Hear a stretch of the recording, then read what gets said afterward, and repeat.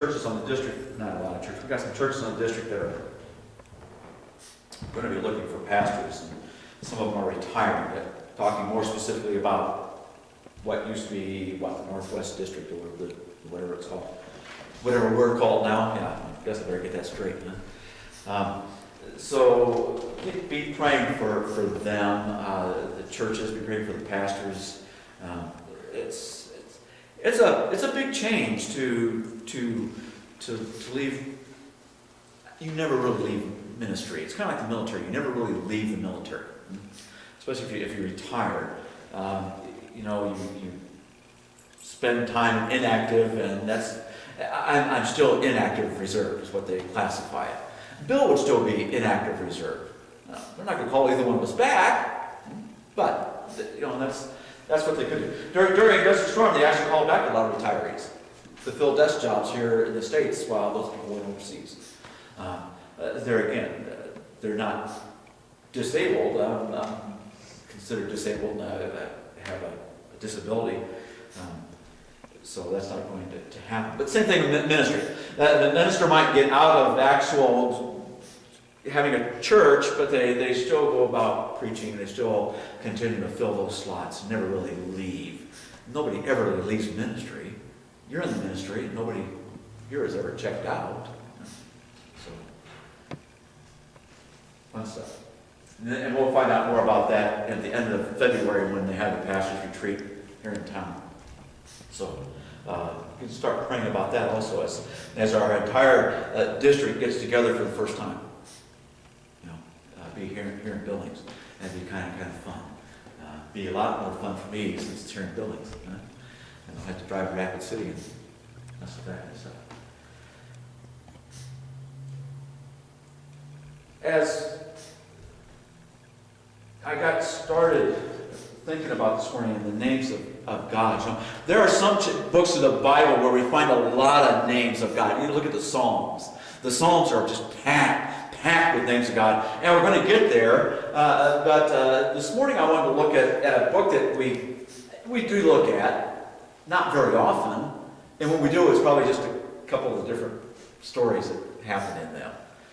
But there's one chapter in this book that there's two names of God. And I thought it was kind of interesting. And it's the story of Gideon. And we're just going to look at one chapter. I mean, Gideon kind of covers a couple different chapters in the book of Judges. But there's two places where a name of God is given. And sometimes we kind of read over these. It's kind of like the prayers. When we did the study on prayers, sometimes we kind of read over it and don't realize it's a prayer. When we hear somebody curse and use God's name, have you ever said amen out loud? And they look at you like, what in the world are you talking about? Well, you just prayed to God. That's what they did. So try that next time. See what it does in their mind. It messes with their mind for one thing. That's great. Maybe it'll get them thinking. Because when we use God's name in vain, we're praying. They're praying an incorrect prayer. But that's what I'm saying. When we read over those passages that were prayers, sometimes we just kind of read over them, and then somebody is saying, "Oh God, do this, this, and this." We think, "Okay, that's a prayer," and we just kind of skim over it. The same thing is true when we look at the names of God. Sometimes we read it and we don't realize that they're giving us a name there, and we just kind of skim and we don't pay attention to it. So that's kind of what we've got today. One of them, really specifically, I think we kind of gloss over and don't pay attention to. The second one, I hope that we do. I know we've heard it before. And so, as we get into this, we'll see. So we're going to look at Judges chapter 6. And we're going to look at a couple of verses specifically, but I'm going to read through the majority of that chapter. Because it's important to see why it's happening, what's happening here for Gideon as he gets into this. And let me see if I've actually got notes with me this morning. Oh, I love it when it goes to someplace else. So, Judges chapter 6. And we're going to start with verse 1 here. I can get to it. Verse 1 says, The Israelites did evil in the eyes of the Lord, and for 7 years he gave them into the hands of the Midianites. So here again, we see this progression of the Israelites, kind of like us at times. They follow God, and everything's going really good for them, and they start trusting in their own ways, and it goes downhill. And they go, oh, woe is me, save me, save me, save me. And God saves them. They come back up, and things are going really good. They start trusting in their own selves and come back down. Well, they're on that down portion again, right? So they did evil what was in the eyes of the Lord, and for 7 years, the Lord gave them over to the Midianites. It continues. Because the power of Midian was so oppressive, the Israelites prepared shelters for themselves in the mountain clefts, caves, and strongholds. They hid themselves because they were being so oppressed here. And we're going to see how oppressed, because it goes on and tells us how oppressed. Whenever the Israelites planted their crops, the Midianites, the Amalekites, and other eastern peoples invaded the country. And they camped on the land and ruined the crops. So we're talking about armies that were so huge that they would come in and we know what that's like. You set up a tent in your yard or someplace, and what happens if you leave it up for 3-4 days? It kills all the grass underneath, right? Well, that's what they're doing. So here they're bringing in their camels. They're bringing in all this stuff, and not only are they eating the crops, they're destroying the crops. Wow. They camped in the land and ruined the crops all the way to Gaza, and did not spare a living thing for Israel, neither sheep, nor cattle, nor donkeys. They came up with their livestock and their tents like swarms of locusts. It was impossible to count them or their camels. They invaded the land to ravage it. Couldn't count them. There were so many. Wow. Midian so impoverished the Israelites that they cried out to the Lord for help. Wow. Talk about that. When the Israelites cried out to the Lord because of Midian, he sent them a prophet. The Lord sent them a prophet who said, "This is what the Lord, the God of Israel, says. I brought you up out of Egypt, out of the land of slavery. I rescued you from the hand of the Egyptians, and I delivered you from the hand of all your oppressors. I drove them out before you and gave you their land. I said to you, I am the Lord your God. Do not worship the gods of the Amorites in whose land you live, but you have not listened to me." Imagine that. It amazes me. They cried out to God when they were in the land of Egypt for him to save them. He saved them. Then they doubted him when they sent spies in the land to see, "Oh, the people are too big for us. Oh, goodness great, we'll never be." Well, God just brought you out of Egypt, just destroyed Pharaoh's army, and you're going to doubt him. So, what does he do? You wander the desert for 40 years till that generation is gone.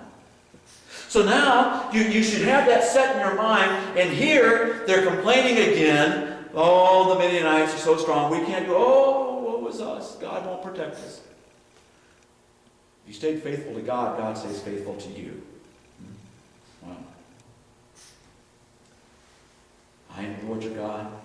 Do not worship the gods of the Amorites, which is what they started doing. Wow. I guess you probably don't want to see that. This is Judges 6:12. This is a very important verse. If anybody can read that, please. Okay, let's do it this way. When the angel of the Lord appeared to Gideon, he said, "The Lord is with you, mighty warrior." Did you catch it? The Lord is with you. That's the name of the Lord. We skim over things sometimes. We say, well, that's just a greeting. The Lord is with you. That is a name of God. He is with you. Huh? It's Jehovah, and I destroy this, Immaku. The Lord is with you. How important is that? That's huge for us. That's huge. That's just not something that we say. That's a name. When we talk about a name, and we've talked about this before, the name in the Old Testament meant something. It wasn't just, well, let's give them the name of this. No, it meant something. So when they say, the Lord is with you, that's very, very important. It's not just a greeting. God is with us. Why is that? Well, it's important to me. Let me clue you. Because I don't ever want to be without him. I've been places where I'm embarrassed to have him with me. Ever been there? But I'm glad he's here. I'm glad that he overlooks those times. And he's still with us. He doesn't say, there's the valley of the shadow of death. Press on. He walks with us. That's right. Of the shadow of death. God never tells us just to trek on by ourselves. He's always right next to us. There is actually no place where we can go that he is not with us. The Lord is with you. Wow. Wow. Jehovah Immaku. The Lord is with you. Very important. So he's saying, the Lord is with you, Gideon. Why are you so upset? What's your problem here? This is an angel of the Lord is telling him this. Wow. Verse 13. Pardon me, my Lord, Gideon replied, but if the Lord is with us, why has all this happened to us? Well, duh. If you had obeyed him and listened to him, then these things wouldn't have happened to you. But no, you guys are doing your own thing. Why is all this happening? Where are all these wonders that our ancestors told us about when they said, did not the Lord bring us up out of Egypt? But now the Lord has abandoned us and has given us into the hand of Midian. And the Lord turned to him and said, go in the strength you have and save Israel out of Midian's hand. Am I not sending you? So Gideon's complaining. Where are these miracles that we hear about? Oh, you're not going to do anything for me. And the angel says, go and do. Pardon me, my Lord. Another argument. But how can I save Israel? My clan is the weakest in Manasseh, and I am the least in my family. Where have we seen this before? Doesn't know his roots, does he? Doesn't seem like.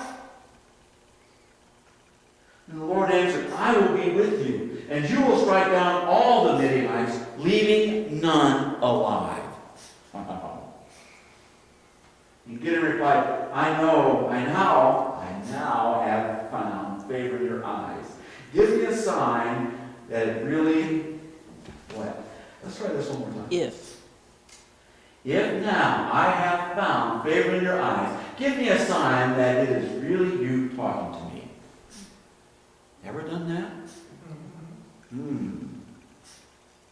We do that probably a lot more than what we think. Well, if that's really what you want, how am I really supposed to know?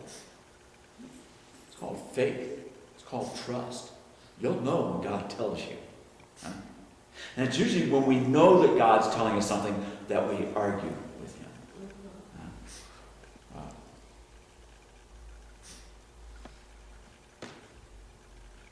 Verse 18.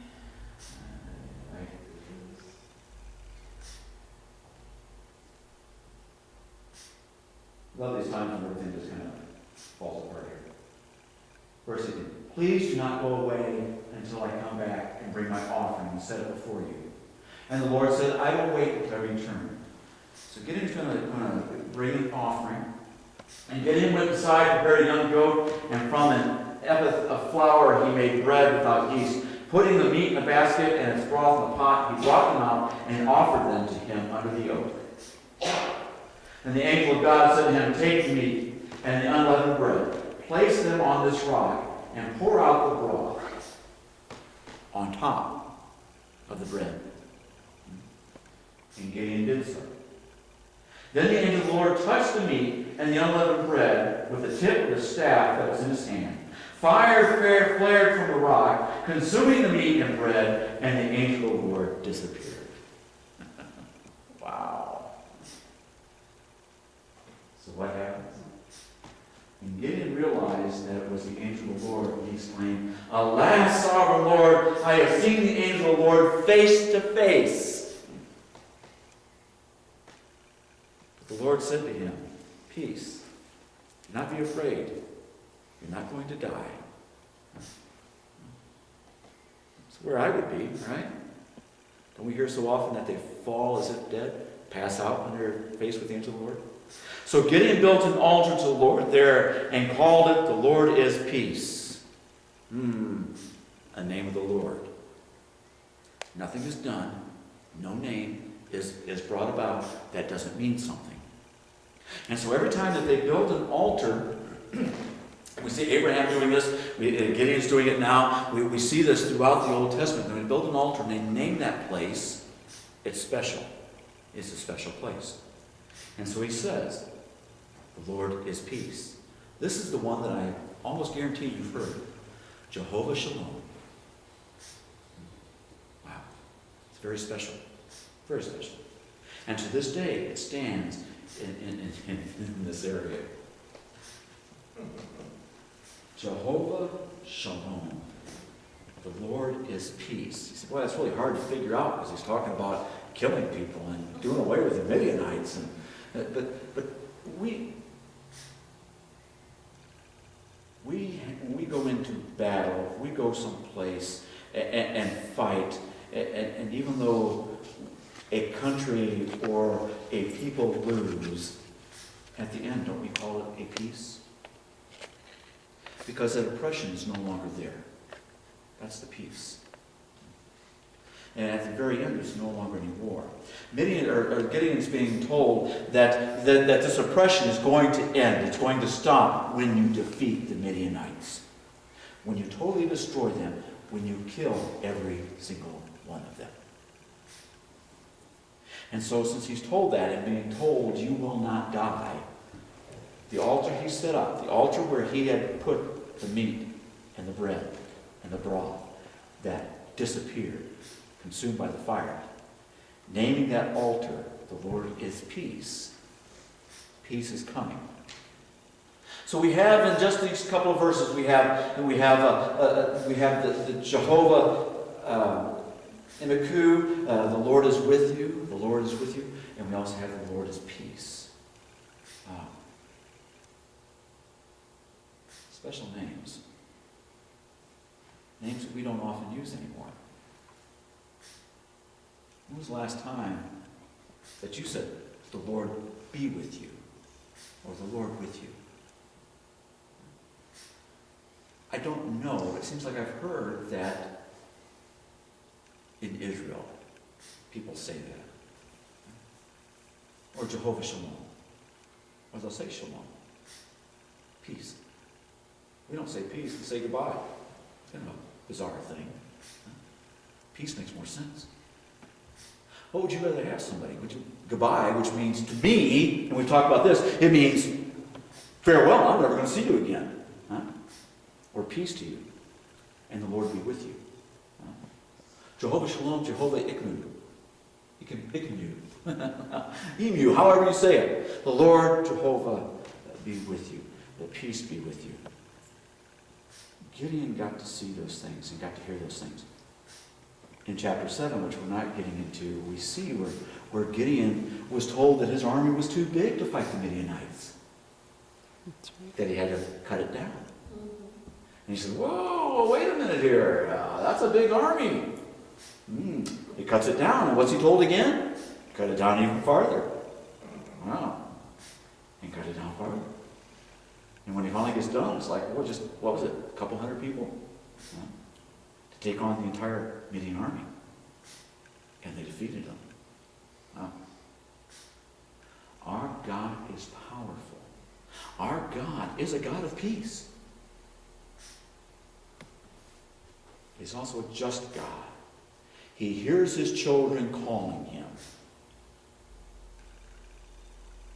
But we need to remain faithful to him. We need to keep in contact with him, is what we need to do. The Lord is with you, the Lord of peace. going to end early, and I kind of told everybody why earlier. I've got to run out to the refinery. We've got some issues going on. But I thought it was important that we at least touch on these two names of Jehovah. They're very powerful and very much needed in our lives today. We have to remember that God is with us. He never leaves us. The only way that there's ever a separation there, and still God is not leaving us, is if we walk away from Him.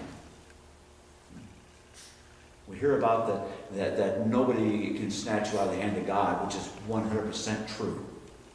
But you sure can walk away from that hand. What do our kids do when they think they're getting too big for us? We're holding their hand up until a certain age, and then when you want to hold their hand, no! I gotta do it myself! Wow. We're just spoiled little kids at times. I can do it myself, God! And we can't. God is with us. And He is a God of peace. Start offering that up to people. So, next time you hear somebody praying, say amen, mess with their mind, and then tell them, shalom. Really mess with them. They won't have a clue what you're doing. I love it. We're supposed to be different from everybody else. Let's be different. Why don't you stand this morning?